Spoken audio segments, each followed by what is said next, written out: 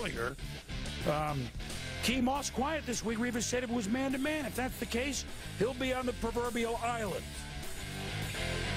Well, Boom, Rivas is one of the best young corners in the game. He also is one of the mouthiest. When I would face a young chatty corner, I would take advantage of him. And we used to do battle on a place called the Island. It begins with a look into the eyes of his opponent. The frozen stare of two men possessed, searching the other's heart for fear, showing him none in return. One-on-one, wide receiver versus cornerback. Read and react. Attack, retreat. The ballet of the brave, dancing in isolation on an island. It's lonely out there. You know, it seems like you're miles away from the next man. That's a long way from help. We call it Gilligan's Island, but it's not a vacation. The elite cover cornerback lives on a place we call the Island. He's very rare. Not everybody can stop a top-flight receiver without any help. By locking down one side of the field, passing games can be altered and defensive schemes can be more creative. Anytime that you can pretty much shut down your side of the field, there's so many other things that the defense can do to help each other out. It was the idea that it was a part of the strategy for the team, because if I can do a good job here, now we can double a combo the tight end in the back. Darrell Green played 20 seasons in the NFL and made it to 12 Pro Bowls in a time when man-to-man coverage was standard. Broncos cornerback Champ Bailey has been on both sides of the island. He also played wide receiver at the University of Georgia. As a receiver, try to get out there and run backwards with your same ability running forward and see if you can stop on a dime and turn and go with yourself. First of all, the receiver position has got to be the easiest position in the NFL, because the guy that's covering you has no idea the ball is coming. So wherever the ball is placed, all they have to do is make that adjustment. Well, that's easy for him to say. The top receivers tend to be bigger, faster, and stronger. To survive, cover corners must be instinctive. Quarterback knows where the receiver's going. Receivers know where they're going. So we got to decipher, decode, however you want to put it, you know, and beat him to the spot. I look at a receiver split to see, you know, if he's on the numbers, outside the numbers, or inside the numbers. So now you're reading the receiver's eyes. Figure out, based off the receiver's eyes, is that ball coming, is that a long ball? Is that going to be a short ball? Is it high? You got to figure that stuff out in a split second's time.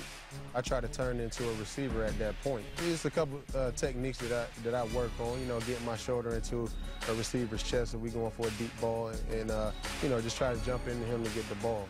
What's the margin of error when you're playing cornerback in the NFL? You can't have nothing. You can't have nothing out there. You can't. You have to be on your game.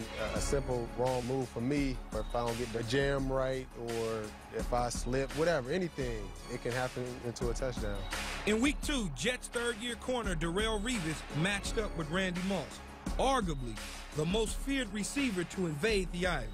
But Moss finished with only 4 catches for 24 yards, while Revis pulled in an interception. When they did try and attack downfield with Randy Moss, he made the play. He got an interception. You know, one-on-one, no help. This guy doesn't exist today. Covering receivers like Moss, Andre Johnson, and Larry Fitzgerald present more chances to be GOAT than hero. Cover corners must have the ability to forget. You can have speed, quickness, and all of that, but, you know, the important thing is what happens when you get beat. You can't remember that catch. You have to let it go, because if you let that play on you, you can get eaten alive. And when you get beat, a receiver will be in your ear constantly reminding you of what just happened. So when you line up on the island, you better bring that swagger, or else you'll be a sitting duck. You got to walk out there with your swag on 1 trillion. You know what I mean? You got to line up every play, every time, thinking you're going to dominate this guy. You know, I feel like if you're throwing it to my guy, then you're really throwing it to me. If I do everything right, even if they do everything right, I should win that one. I love getting in the guy's face and seeing what he can do, see if he can beat me. And, you know, sometimes you get beat, sometimes you don't, but most of the time I win. Well, I said in that piece that a covered corner is a rare, and it could be a dying breed because the receiver, we all bigger, faster, and stronger. And DBs, fellas, you know what? They're receivers that can't catch. Well, I think that that's true. But I want to talk about, I believe, the biggest rule change in football since the merger, and that is the rule for contact. We used to be able to bump players all over the field. This is Lester Hayes. You can see that he's shading the guy inside, going to force him outside, but this kind of contact was not rare. It was actually the rule. Mike Haynes of the Raiders, a guy who's in the Hall of Fame, they all live by making that contact. This is more what you see today. Guys running their routes unimpeded, getting down the football field, and just timed up between the quarterback and the receiver making a throw. Little quick demo here. And Key, don't hurt me. I know that you're bigger, stronger than me. But if I want Key, this is cover 2 where you always know you have that safety help inside. In order to force him inside, I'm going to shade him a little bit here. If he wants to get outside, as he does now, he's got to fight me. He's got to begin to get his hands on me to fight his way outside. Same thing now if he wants to get inside. I shade him right here. He might get inside, but he's got to fight on his hands before he can do it. I think that when they said 5-yard bump rule, they meant just that. They meant that you had 5 yards to work with, not don't bump them at all, which is what we see most times. Well, what they've done is they've changed the rules and given all the